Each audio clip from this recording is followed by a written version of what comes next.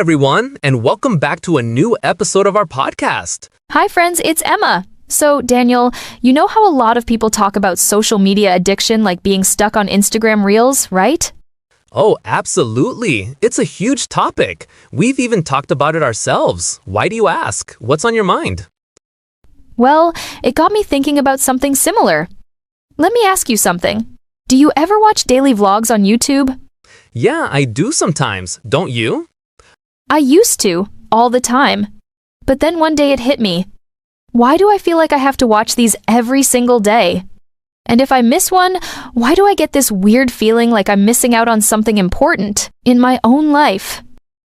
Oh, I totally get that. It's strange, right? Even though these vloggers have no real connection to your life, it starts to feel like you're a part of their world. Yes, exactly. That's the perfect way to put it.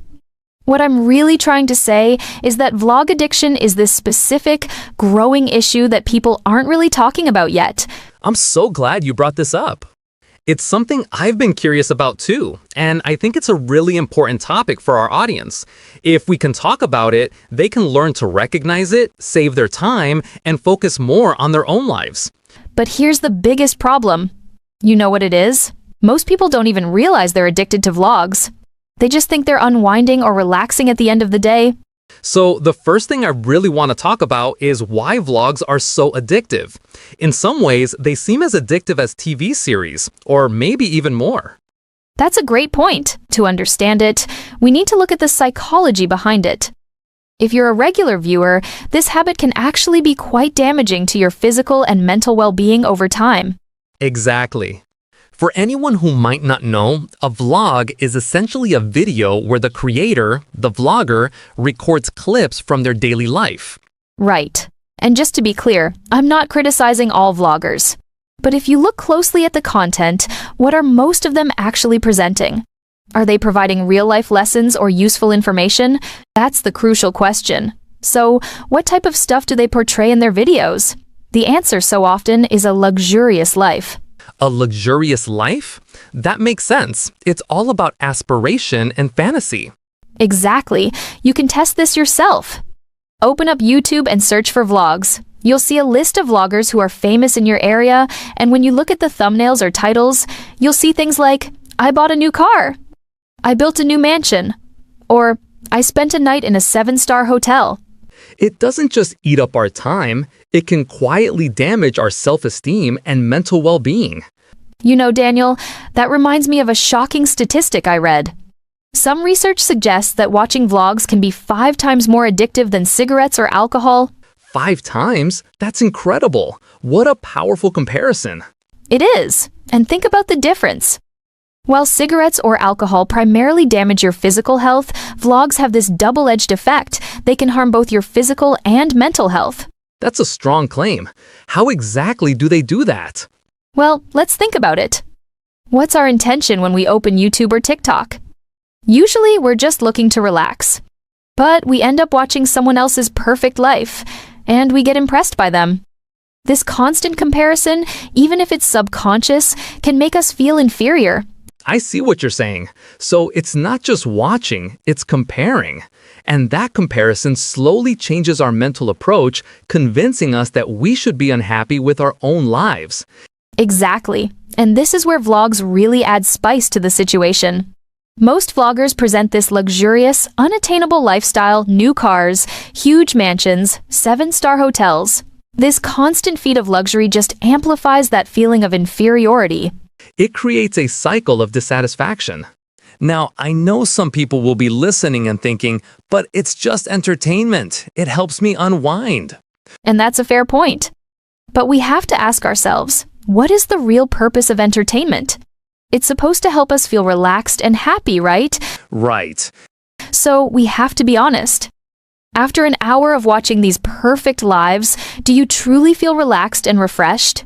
Or do you feel a bit drained, anxious, or like your own life is somehow less? If it's the latter, then it's not real entertainment, it's something else entirely. You know, Emma, you've hit on something really profound there.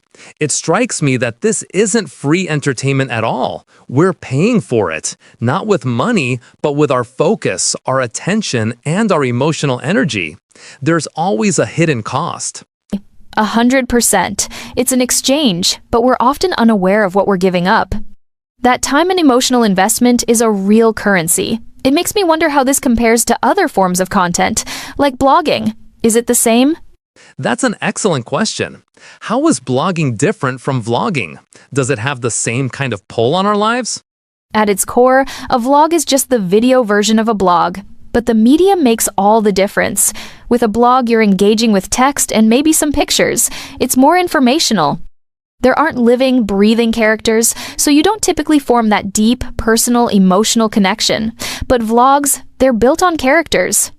You see the vlogger, their family, their friends. Over time, you genuinely invest your emotions in them. It starts to feel like you know them. That's the key, isn't it?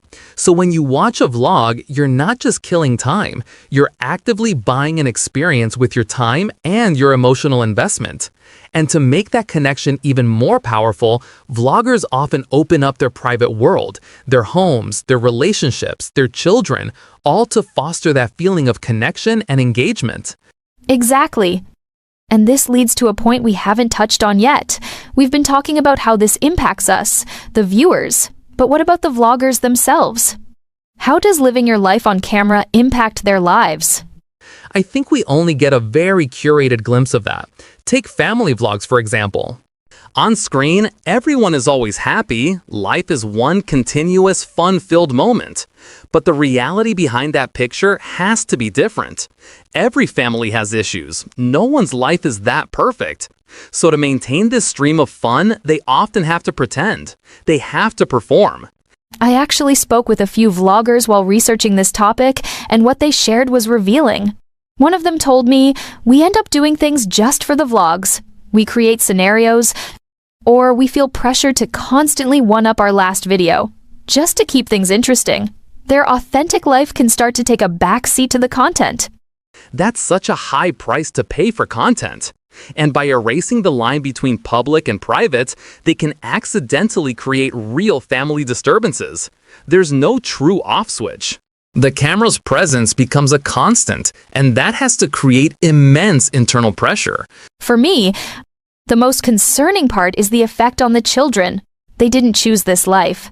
When vloggers build their channel around their family, the kids grow up in the spotlight.